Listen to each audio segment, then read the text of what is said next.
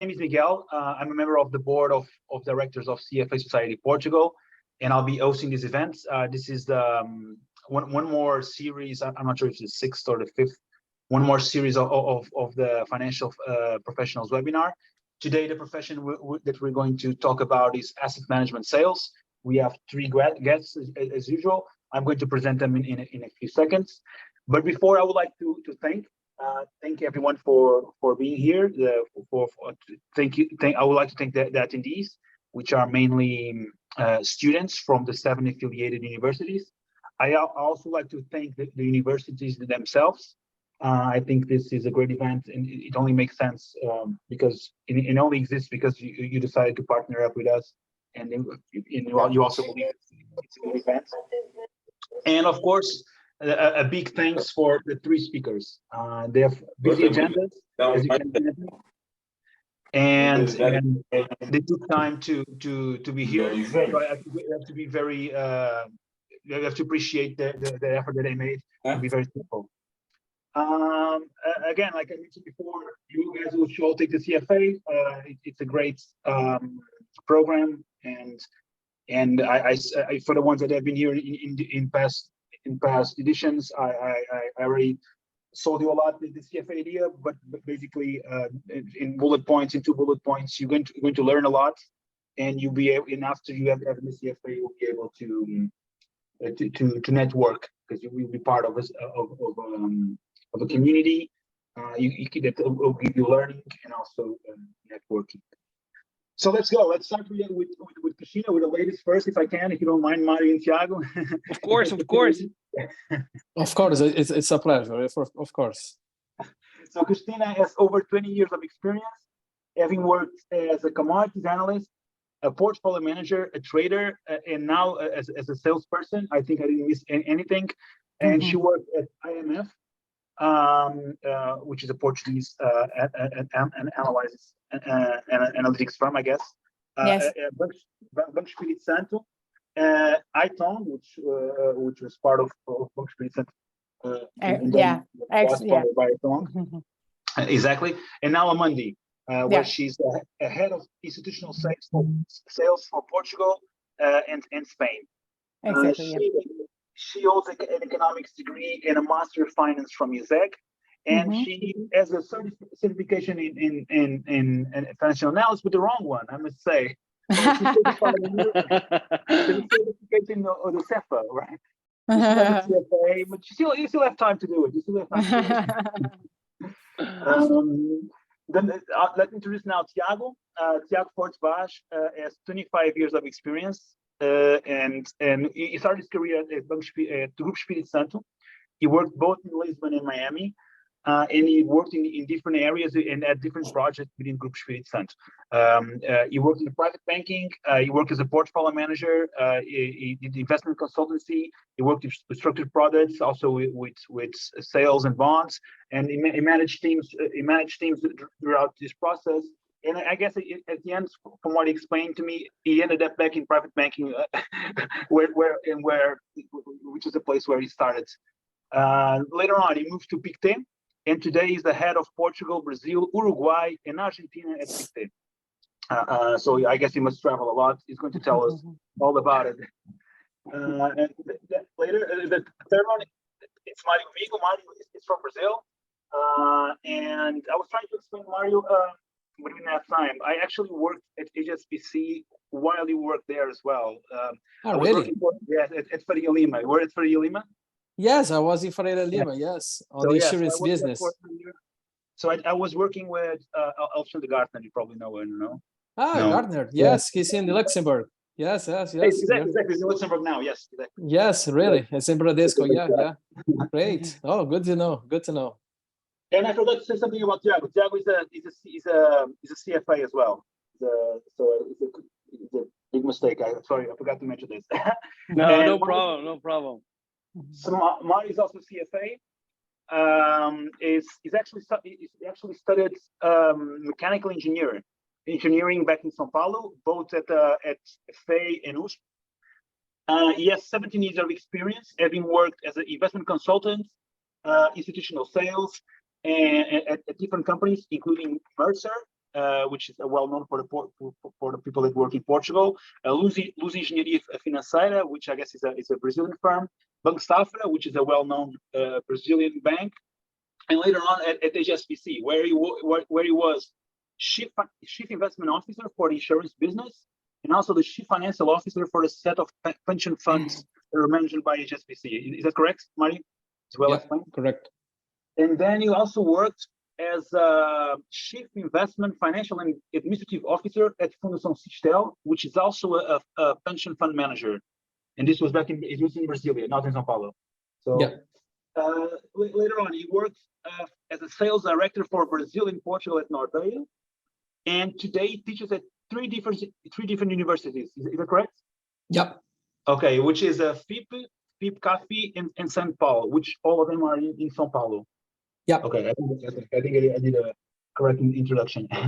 So if you are ready to start, I will start with a more generic question, which is what do you guys do? What is asset management and sales? Which products do you sell? To which clients do you sell? I'm not sure who wants to start. If anyone would to go ahead. I think we can continue. Okay. Ladies first, maybe, no? Exactly, No problem. Yeah, I exactly. can do. Well, thank you very much. I mean, to start with, thank you for the invitation to CFA. I mean, it's a pleasure, and an honor to participate in this webinar, mainly with sharing the table with such good friends and professionals. So thank you very much. Then about as an asset manager salesperson, what we can say. So, well, what I can say, it is a very dynamic job that I'm always learning from colleagues all over the world, learning from clients. It's very interesting because you meet with different people, very interesting people and very clever. So it's really nice. Then, if you want, I can just dig a little bit into the products and the type of clients and what is the typical, like the typical day of the job. Please. So in terms of the products, what I can say is that at Amundi, we do have a very wide range of products. Like in all asset classes, from active to passive, from, like the more traditional one for the ones more alternative, liquid and illiquid. We also take into consideration that this is important because in different market cycles, we can do a better adapt to the client's needs and their risk profile. And then we also, apart from the investment solutions, we do also offer the service and the tools so that can be tailor-made to the clients. And then, what I think that is also important is what we call the outsourced chief investment officers. I think this is something that it could be shared because it's interesting to say that we have different angles, to talk with clients and to offer different type of investment and solutions. And then a typical day, how is it? So we start on Mondays with the typical sales team meeting, and then where we have an update from the markets from our colleagues from the investment side. And then what we do, it's typically, like to set up the actions and the opportunities that we see for that week. I used to have like 3 meetings a day with clients. I tend to use, like the afternoons to do the follow-up. Of course, as I cover Portugal and Spain, I do travel a lot all over. I mean, in Spain, and then I travel to Lisbon to visit clients. Of course, I also visit my family and friends. And then I also travel to the headquarters, mainly to Paris, where we have our headquarters at Amundi. And then, of course, I use that time to have trainings and to meet with colleagues over there. So at the end, I never get bored. And what type of clients are they? Are all institutional? No, as I'm responsible for the institutional side, so as you know, in Amundi, we do have like 2 big business segments, which are the institutional and distribution. So I'm responsible for the institutional, where I cover both in Portugal and Spain, what you call, sovereign entities, public entities, insurance, corporates, pension funds. And then this for both countries. And then in Portugal, as I'm responsible for the country, I do cover all type of clients. So these include the banks, the typical asset managers, local asset managers. Got it. Okay. Thank you. Mário, Tiago wants to go next. But I can go, Mario. You want? Well, I think much has been already said. I would say that on a more macro level, that our job is to connect dots. It connects field, identify the needs and solutions that the clients need with the solutions that we have in terms of the wide range of products and strategies that we have within our firms. So that's the big thing.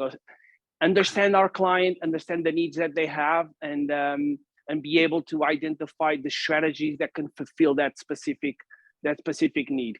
In terms of clients, we work with institutions, meaning that we don't deal directly with retail investors, which makes the work that we do much easier because we are talking with professional investors, which are people that are much more knowledgeable.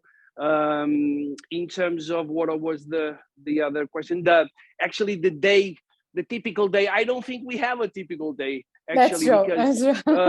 The thing is that we also start the week with the Mondays is the only day that we know most of the time, because it's the day that we try to spend all in the office. So we have our weekly meeting to discuss what each one is doing, what clients, what interests, what type of strategies are working. But then I can spend a day. Go ahead. And that meeting is only with salespeople, or you have research? No, we have everyone. We have marketing, operations, and sales. So we discussed. So everyone, it's a small team here in Madrid. We are about 13. So basically, the idea is to have everyone understand what the others are doing and share the situation. Sometimes marketing and operations are also important, client servicing. So we can understand and share some of the things that we are doing. After that, we can I can spend a day in the office with several internal calls where you can have updates on the strategy. You're talking with the management teams to understand the strategy. What are they doing? What is the outlook of the strategy? We can have calls with clients. As Cristina mentioned, we work with clients. In my case specifically, I'm based in Madrid, but most of my clients are all of my clients are outside of Spain. So they are in Portugal or in Latam. So calls and trips. It's various. It's not boring at all. So you have a lot of things to do. And regarding the products, could you tell more or less the percentage of for example, what's the most type of product? What's the most sold product in terms of type of products? Like, is it funds? It's tailor-made products. It's just well, most of I think each case probably is different. In my case, we have also investment solution, where most of the things that we do is mandates and mutual funds. And as Cristina mentioned, we have a wide range of asset classes that we cover. I think everybody understands that there's no asset manager can be the best in everything at all times. I think one of the jobs that we have is to identify exactly within the range of products that we have, what are the ones that are most interesting for the client base that you specifically have. So basically, that's the thing we do. We have picked this specifically as very strong in alternatives, very strong in thematic equities, in emerging markets and multi-asset strategies. So I would say that those are the ones that we work more with our clients. Mario, you're the third one, which is always hard because there's already said everything. But do you have anything to add from your experience that may be different? Or no, for sure. I think the message it's I would say quite similar what my colleague has just mentioned. So we are, as a salesperson, we need to be really attentive to what our clients are interested to put in their portfolios and in their solutions. So we needed to be close to them to understand their current environment, which means the local environment and how they are facing challenges in the local environment, but also always thinking and what is the best value proposition you can add in terms of the products you have in hands, and what your client is looking for to be added in their investment, their portfolio. So I agree with my colleagues that we link dots, no? And this link dots means you need to spend part of your time understanding what your clients it's requesting in terms of and sometimes the message is not 100% clear. You need time, you need to understand a little bit the environment, you need to make I would say relevant questions to understand what they really want, and then provide the solution according to you can offer the best solution from their portfolio construction. So ideally, on my experience, I usually work on active management, ou seja, I would say not passive, no ETFs. I usually work on active products, liquid products. So for a salesperson, you also need to understand what type of solutions you can provide and identify the best way to provide and to fit this solution in its client's portfolio. My colleague has mentioned, for sure, the asset manager we used to work here not means that you have all the solutions, but you have to select the best ones that can fit according to the interest. Working on wholesale and institutional are, I would say, quite different in a way that you needed to organize the message to see what type of products can fit well. Usually wholesale, it's a more, I would say, you need to work organizing a little bit the story to show him the value proposition. Usually institutional investors, they are really, I would say, very professional. They have a quite high governance. So it's really important to understand what type of challenges you will find in institutional investors. So you need some, most of the times, to talk with different stakeholders. The decision maker is not just in one hands. It depends on the committees. It depends on the structure that supports this governance. So it's really important to understand the whole client characteristics to support and identify the best value proposition you can add to your clients. And just last but not least, for the questions on the daily job, no, I would say each day is different. On you can have the discipline. I think you can count that usually you need to cover some responsibilities or contact some clients, make the follow-up. But also it's very common nowadays. It's with the world is changing a lot. The demand it's appearing with different angles, and sometimes your day can be different as sometimes you were planned. But I think discipline is also important to cover. I would say most of the clients, and you need also to support not just in the sales, but the client that invests in your funds. You also need to support with a good quality of information and deliver good level of services as well. Thank you, Mario. And regarding products, the experience that you had in Nordea is similar to the one that Tiago mentioned, or is the type of products that you used to sell are different? Yeah, I would say somehow I would say similar.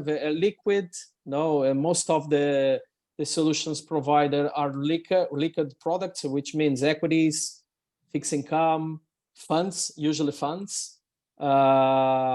depending on the market, we can discuss a little bit different markets. Brazil, it's a different market with different characteristics than Portugal, but you also need to adapt to see what type of product you can sell on this market. For example, for institutional investors in Brazil, it's very tough to have a mandate because there are some types of restrictions that just can invest in a fund with a minimum of 12 months of track record. So depending on the characteristics of the investor, you have to look internally and see what type of products can fit well and you can offer as a solution, a value proposition.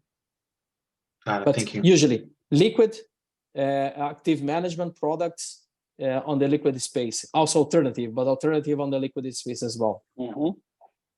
Got it. So from what I understood from your answers, my next question which would be, how do you build your selling pitches? Maybe the correct question, you probably, from what I understood, you don't exactly go there with products to sell. It's quite the opposite. You go to talk to the client to understand their needs, and then build try to identify the product. So it's not that you go to clients with it's not like you going or your presentation made to talk with clients, or maybe you are at some points.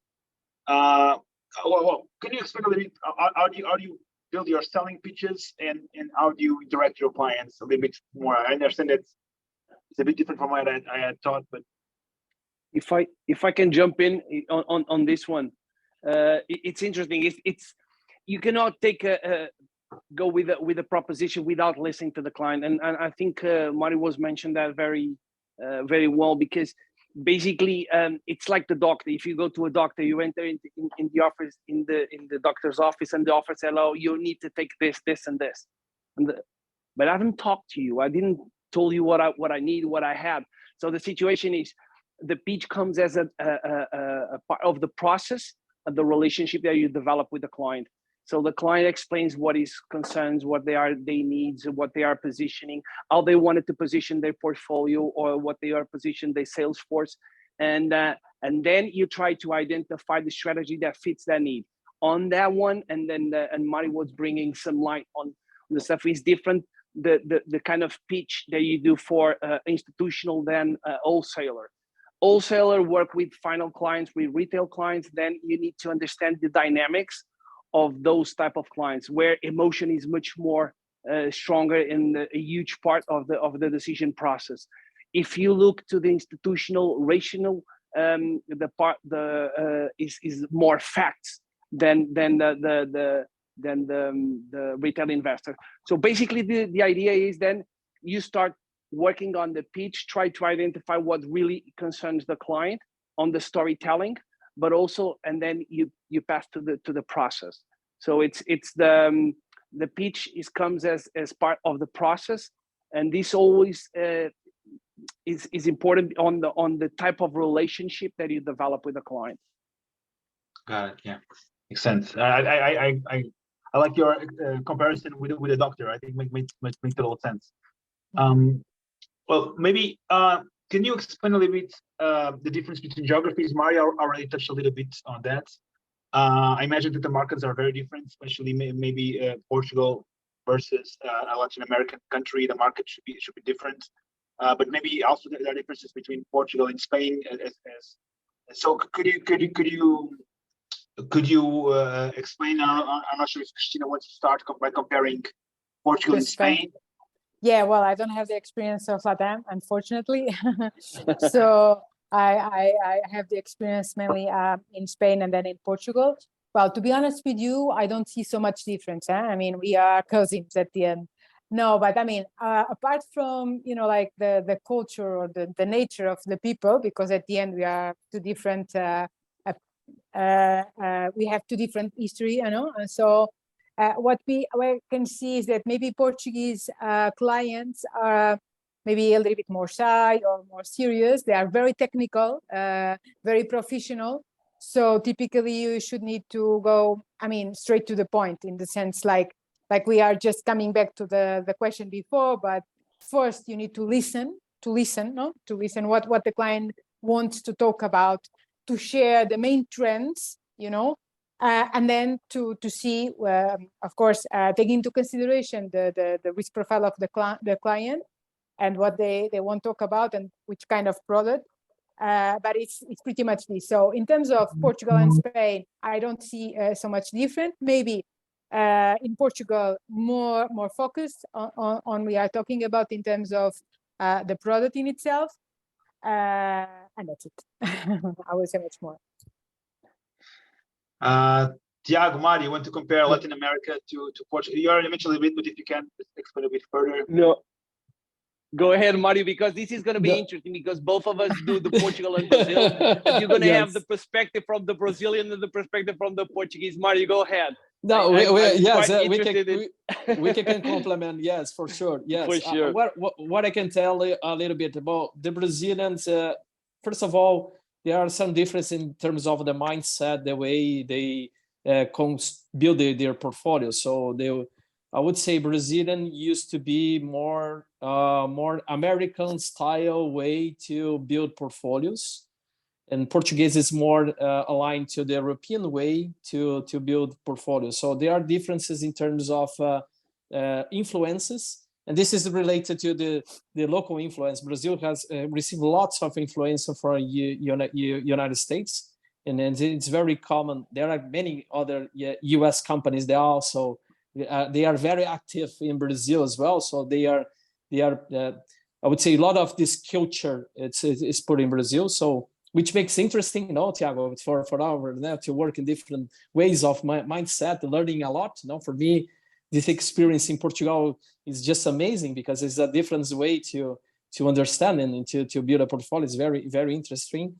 So the difference in geography means people, the way you communicate, the way you try to and you need to understand what is the value proposition to them.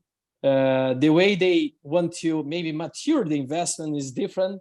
So Brazil is an emerging market, so emerging markets, they are very cyclical. You have a lot of volatility in a country like that. It's not much stable. So they are living in a high inflation environment for a long while, which is, I would say, quite new from Europeans and from Portugal as well. But in Brazil, it's very common. So the environment and the historic environment makes a differences in the way they understand and they build their portfolios and they see value proposition in the product. So I would say my experience in Portugal is more aligned to Europe. It's good to see from Cristina that we are cousins for Spain, because for me, I also, it's a way to learning different mindset from an European perspective. But here it's more aligned. So the real estate market is very strong in Portugal. Sounds in January, I used to hear that's a little bit more conservative. Fixed incomes is also an important portion of the portfolio construction. So there are different ways, and this for sure Tiago also can add much more value with the experience in Portugal as well. But what is your opinion, Tiago? No, it's funny. It's funny because when I joined Pictet, I got exactly these two different markets, Portugal and Brazil, and they are exactly the opposite. So we are talking to Portugal is a small country, very mature, low barriers to entry. So it's pretty easy to do business in Portugal, but it's a small country and a small economy, open economy. You look to Brazil, is exactly the opposite. It's a huge economy. It's the seventh biggest mutual fund markets in the world, very close, very high barriers to get in. So the investors usually are not allowed to invest in funds outside. You need to have local vehicles. So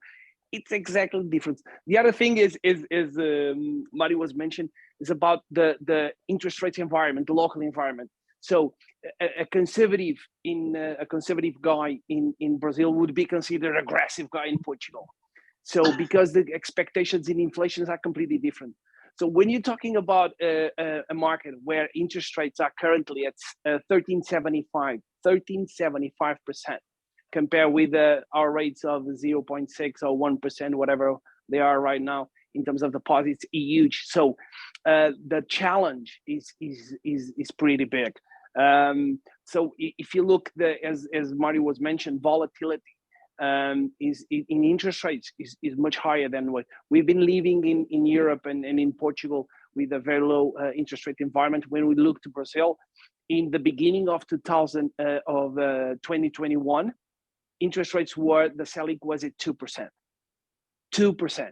Right now it's 13.75. So by the end of 2021, it was at 9.75. So they increased tremendously, which means that to invest in funds, to invest outside, the opportunity cost just grew tremendously. So it's completely different dynamics. It's interesting. What works in Portugal usually doesn't work in Brazil. What works in Brazil sometimes is viewed as very aggressive in Portugal, and that's the. If we look to a couple of years ago, it was funny to see people like conversations in Brazil about negative interest rates. We were having negative interest rates in Europe, and the concept doesn't get into the Brazilians. How come you need to pay someone so you are the privileged to lend them money? It's different dynamics. It's a huge challenge. And then you have, besides the environment on interest rates, that affects a lot the willingness to invest outside of Brazil. They have a huge home bias, meaning that the 99% of the Brazilians money invested in Brazil is invested within the country. So the home bias is so big that for us that bring the international expertise to the local market is a huge challenge. So two completely different markets looking for different solutions, and that's the thing that we were mentioning. You need to adapt, you need to understand, you need to listen to the client so you can understand exactly what they need. I think that in Brazil the challenge is the internationalization of the local portfolio. So pension funds, if we look to the pension funds invest less than 1% outside of Brazil. If you look to every other pension fund in the world, even the US, they invest at least 20% outside of the US, and the US has more than 50% of the market cap in the world. So what do you expect in Brazil is that those exposure to international equities, which makes completely sense in terms of diversification, would grow tremendously as soon as possible, but that's not the case. So there's a lot of barriers, there are a lot of regulations, and the market is very protected.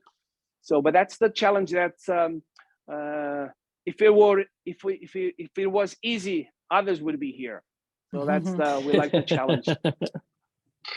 And that home bias that you're mentioning, I think it's mainly cultural, or also because of there's a big cost in investing outside Brazil for Brazilian investors. Or it's both, maybe. I don't know. I can put some opinion here, and yes. What I can tell you, it's first of all, the interest rate environment is very difficult fight against them. So if you have a 13.75% with, I would say, very low risk, according to the local investor, Brazilian bonds or sovereign bonds, they are paying almost, I would say, floating almost this type of interest rate. For them, it's low risk. So you have, considering maybe today an inflation of 6% expectations per annum, you have almost, I would say, 7 or 8% real return. With no risk, it's very difficult to fight against it. So you have to consider that this is cyclical. As Tiago mentioned, it was 2%. It moves towards 13.75%.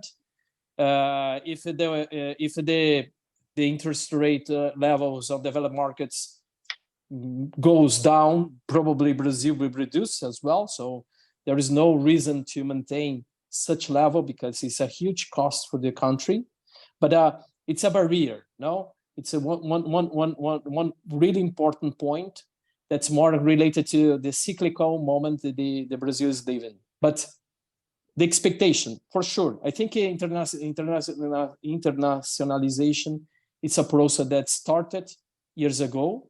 In my point of view, it continues.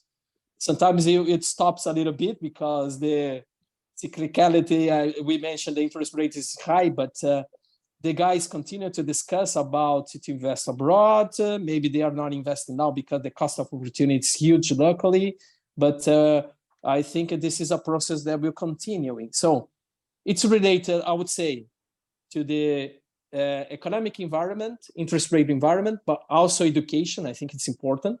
Tiago mentioned that one challenge we have with the local Brazilian investor is educate and discuss with them and explain the benefits to invest abroad.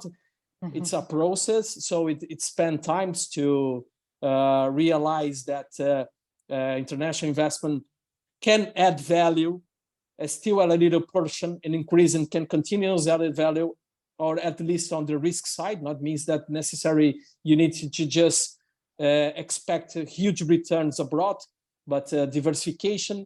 And also there are other important elements that can add value to the local investor. So education is important as well. And as soon as international companies continue to, I would say, land in Brazil, provide solution, the investor will feel a little bit more comfortable to starting investing abroad. They can construct their peers, they can analyze with more data the offering, and they can starting to invest even more. So I am a little bit optimistic on the process, but again, during that you see volatility as well, no? So it's part of the game, Tiago. No, for sure.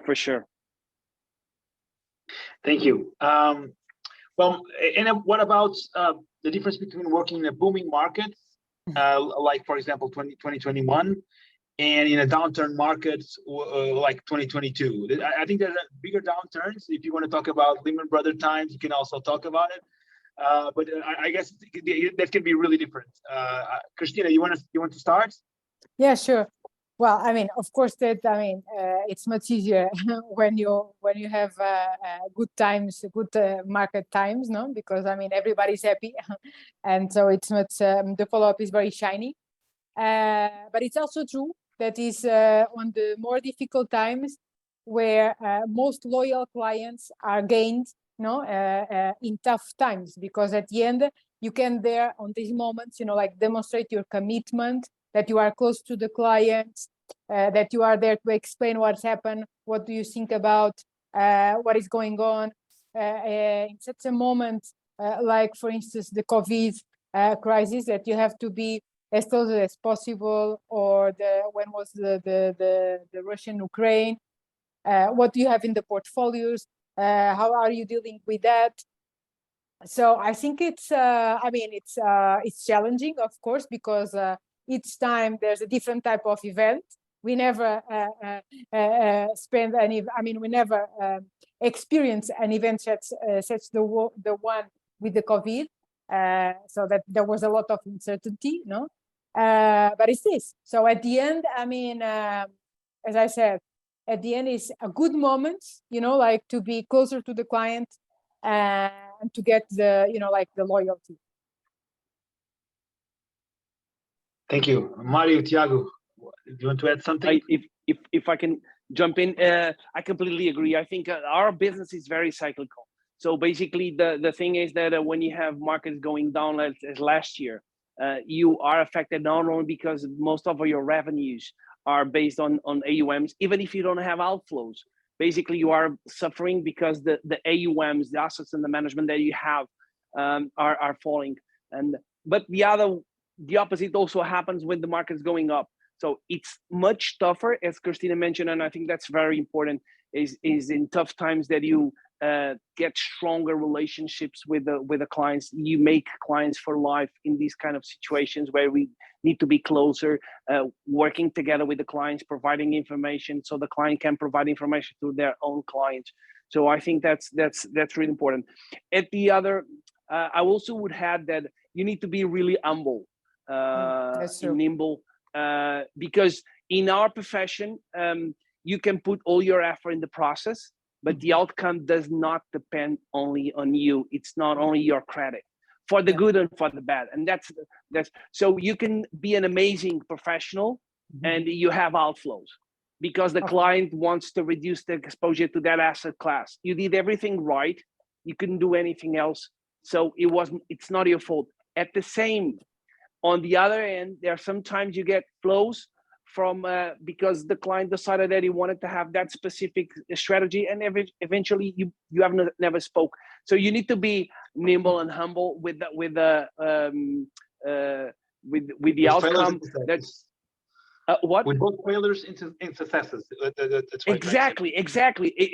You get like it's a humble exercise that you need to have, because that's why you need to focus. I always say that you focus on the things that you can control, because that will give you the best option available at the situation. And the outcome sometimes works best for you, others don't. But it's the situation. It's obvious, easier when market's going up. At the same time, when you look to years like last year, where the markets were falling and you couldn't save, there was no safe havens, cash was the only safe haven. There you see the biggest opportunities in the market. And it's funny because when clients want, and most of the clients want to take money out, is where you find the most value in terms of so it's interesting when the markets are going up in the late part of the cycle. You find that difficult to find value because things are so expensive, but the money continue to come in. So it's these dynamics that are interesting, but it is what it is. So you need to manage that in different cycles. Mario, I think there's a lot. Do you have something to add or? No, it's I just say we also need to be really resilient. Also, you in different markets, different situations. Sometimes you also feel. No, we are people. We also feel when the market is going down. We feel a little bit sometimes concerned, but you need more than be transparent with your clients. We also need to be sometimes supportive in a way. Okay. Let's see the good side, the good side of the cup of water. No, not just the good. What you can get in terms of value considering this situation. So resilient. I think resilience is important as well. Also have be patient and segregate what the market sentiment is driven, and what you need to do as a value, or provide as a value proposition to your clients. So it's to be sometimes cold to understand that the current environment, most of it's cyclical, and on the downturns you also have a lot of opportunities to sit with your client and discuss. But it's very difficult sometimes because they are many market stakeholders. They are driven by market sentiment as well. So you need to sit, have a great conversation, understand what we really concern, support them, and address their concerns, and propose value proposition always. No, so. I think one challenge for all of us is always be really updated. So it's really important. Read a lot, have conscience on what will be happening, not just in the local market, but in the global market. It's very challenging because it requests from us a lot of efforts to be updated. No, I don't know if what for sure my colleagues also suffer with that, but sometimes you are starting a conversation with investors and he asks you about a news that just happened 2 or 3 hours ago. So sometimes you need to be at least a little bit updated on or at least for the most relevant highlights that it's happening in the market. So this is challenging for us because I would say we are living in a faster environment now. So things are moving really fast, and we always need to be at least reasonable, updated, to have a great conversation with our clients. Yeah, I remember from my times I did research. I did research for 5 years, and it was intensive. Like keeping up with the news is brutal. It's very demanding. It's very demanding. And actually, I'm going to change a little bit the topic. I'm going to ask, what recommendations would you give to the student that would like to work as a salesperson in an asset management firm? Is it easy to start the career as a salesperson, or is there other jobs that you should take to get there? I actually look at all the careers of all three of you. All of you have other jobs as a trader, consultant, investment consultant, portfolio management. Do you think that's the way to go, or do you know people that actually went directly to be a salesperson at a management firm? What, Cristina, again, you want to start? No, yeah, sure. Well, I think that, I mean, from my experience, that I came from the buy side to the sell side, I think that, I mean, for someone that is starting, I think it's very helpful to have trainings, you know, to learn, I mean, if it's possible, to learn a little bit what is this about us selling. And, you know, because at the end, to understand what is the salesperson job, or what is our daily activity, it's interesting to you know, to see how the others do. No, so I think that having trainings are very important to decide if you really have these I mean these skills, or if this is something that you like to learn and to improve. Of course, that it is very important to have the proper, let's say, theoretical tools. So, and I'm referring to studies. No, I'm referring like certifications like CFA, of course, are very helpful, are very recognized, but it's mainly because you get the knowledge, or to do your right job. You also have another certifications like the one I do. And just to share a little bit about you. So at the time, I did a master on recovery rates in credit default swaps to 2008. So it was really nice to do it, as you can imagine. So what I mean is, I mean, you need to have, you know, to have the education, you know, like a more broad education, so that you can try to have some trainings. And what is this about of being a salesperson? I mean, you never be afraid, you know, of change, because at the end, the life is always changing all the time. But at least it's better that you may lose something good, because probably you may gain something that is even better, you know. So this is for the starting point. So the technical training is key. Okay, so to then define, even because with that knowledge, you can understand better what you are selling and what are the client needs. So you can understand, you know, what are you selling. And then another thing that, of course, I think it's for life. No, I mean, you have to be responsible. You have to be, I mean, like in all of the jobs, hard worker. And it's true that when you are on the sales time, I mean, on the sales side, you have to be very focused on sales. So it's sales. I mean, I wouldn't say another thing, because I would be lying to you. At the end, it's very, I mean, it's very pressure on that side.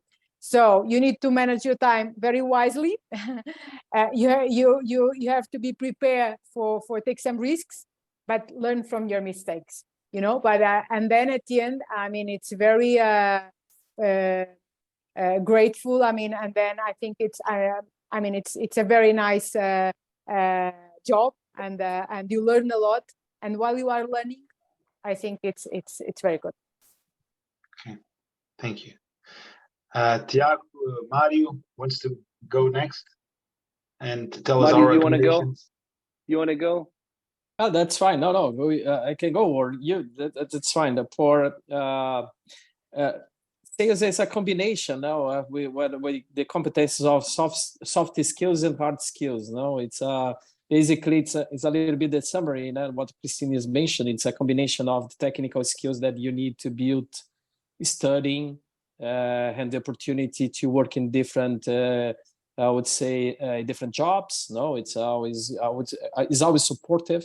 So if you have an experience on buy side, being a portfolio manager or someone that works on we used to say on the buy side, is also helpful because give you a perspective from the client, what the client usually what is their normal process to build the portfolios and to see values on investment products. It's really important. Be a consultant always also is supported. So you build a big range of technical skills. It's important. So study, certifications supports you with a lot of good information. For sure, the CFA is also very supportive in terms of quality and quantity of material to support different perspectives on financials, investment stuff. So this is really also helpful to build these technical skills. On the soft skills, there is no really receipt for that. I think it's experience, have to open to learn with clients, with colleagues. No, Tiago and Cristina is always good to learn as well. So be really open to continuously learn and hear a lot, understand, internalize, and develop, I would say, soft skills, communication skills. So I would say the first time I was in front of a big audience in a congress were not easy. Continues to be not easy as well, but nowadays we learn with the time. No, so nowadays we feel a little bit more comfortable. No, nowadays we can manage tough questions a little bit. So, but what really support at least me and probably my colleagues, time of experience, be exposed, be open, and prepare yourself for this type of challenges. So combination of two things, and this you can build on different jobs and different perspectives, but also be open always to learn. And Cristina mentioned, salesperson is not just you also need to sales. No, you'll be request for that, so it's not easy as well. So you also need to manage pressure, manage tough situations sometimes, but there is no just one recipe. I would say a combination of things that you build during your career to be well prepared.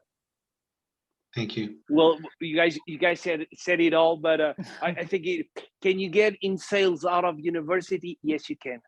Would you be the best version? Probably not. Because I think, and I think that when you look to salespeople, I think you have examples in Mário and Cristina here, which is you need to build. It's not only as Mário was mentioned, not only the soft skills. You need to have communication. You need to listen to the clients to understand, but you need also to have the knowledge, the experience to understand exactly what that client are talking about. That's why the background of the most successful ones are people that went through different sides of the jobs, portfolio management, research. They've been on trading. They've been on sales on the sell side, on the buy side, and that's give you experience and expose you to different things, so you understand when the clients are talking. You've been there. You've done that. So the conversation becomes much easier. That's why people in this type of line of business, you don't see very, very young people. You need people that need to have a lot of, probably you started in the mid 30s or the young 30s, or so you're already building some stuff. And I think that besides what we've spoken about, and I think that's one thing that I think I really focused and I really look for in the professionals, which is the attitude that you put in things. As I mentioned, there's so much stuff that we do not control within our work. You need to focus your energy, as Cristina was mentioned, you need to manage time and energy in a very wisely way. So try to focus on things that you can control. And there are two sentences that I really, really like to put these things in perspective. Is one is, work always works when nothing else is working. And the other one is, hard work always beats talent when talent doesn't work hard. 100% agreed. If you have talent but you don't work, and someone's going to be working harder than you, who's going to be putting, and you need, as also Mario was mentioned, you need to be updated, you need to be informed. You're living, when you're traveling, sometimes you're traveling and you are not able to get the news, and the things are changing. So it's a humble exercise. It's pretty interesting, intense, but by the end of the day, you can build very, very interesting relationships. And the good thing about our market is, I think my colleagues share this with me, we have the privilege to work with our clients, and we've learned a lot from those clients. They are, some of them are very interesting people, besides very good professionals.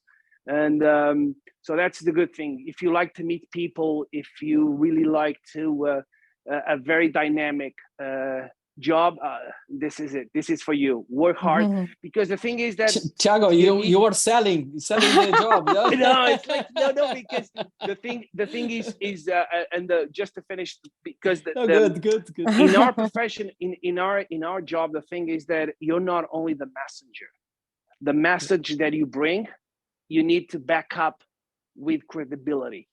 Yeah. And that's the background and the experience that Cristina and Mario and myself have in the past, is the one that is.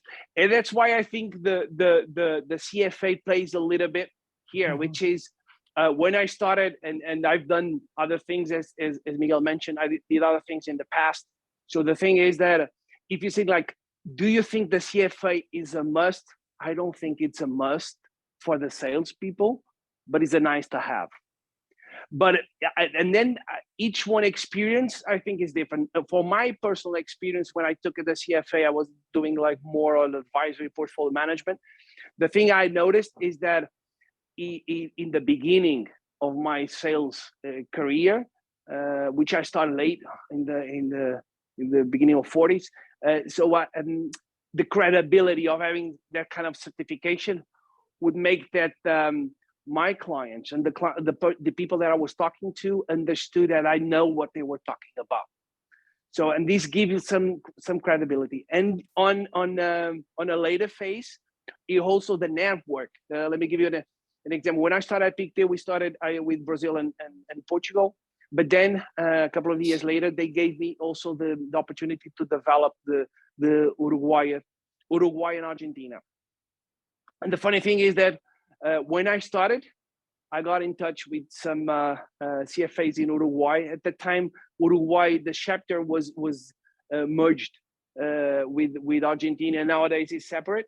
But the funny thing is that since I was a member of the institution, they helped me with the third contact.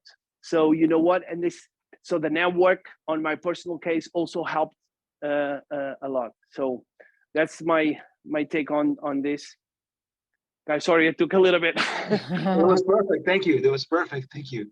And just so to finalize, Mario, how did the CFA help you in your career? You already heard Tiago, if you could. I just took recently, so but what I can tell you, it helps on both sides in terms of the community. You also have access, so you have the shareholders, and then you have the opportunity to exchange ideas and exchange different views and perspectives, and also support to link and make contacts with other types of stakeholders. But also in terms of recognition, it's a well-known, I think one point that Tiago was mentioned, it's at least the client can expect that you are understanding what they used to say. Depending the client, it's a little bit complex now. They are the changers, they face it, and they expect with that you are you have the compromise. You have at least the opportunity to have contact with some types of subjects he used to show into to put in the table and try to maybe share concerns and hear from you solutions or ideas you can provide to support the portfolio construction. So I would say it's a little bit about what Tiago mentioned. It's a combination of technical stuff and support. One interesting thing I can add with I made after many years of working and when I saw the content always add value. You can be expert on types of subjects, but the content you have the opportunity to have in when you do the certification always add you different perspectives. So it gives you a little bit more of different lens, different perspectives. It provides you a little bit more of maturity and to see the subject in a different ways. So it was really also helpful to bring me a more mature understanding about the types of subjects that are important to the subject or the daily tasks as well. Thank you so much. And we're out of time. I think it was great. Thank you a lot, Cristina, Tiago, and Mario, for sharing your views and experiences. I think it's a unique experience to listen to your views and experiences. Thank you all for attending. Thank you again to the universities, and we'll see you in next month. We still don't know which financial profession we're going to choose, but it will be announced soon. Thank you so much, everyone. Thank you. Thank you. Bye. Thank you. Very much. It was a pleasure. Thank you, guys. So Thank you you very guys. much. Bye. Cristina, adeus, Mário. Thank you, Miguel, Cristina. Pedro. Thank you. Abraço. Um abraço a todos aí, Tiago, Um abraço. Cristina, Pedro, obrigado. Miguel, Obrigado. grande abraço.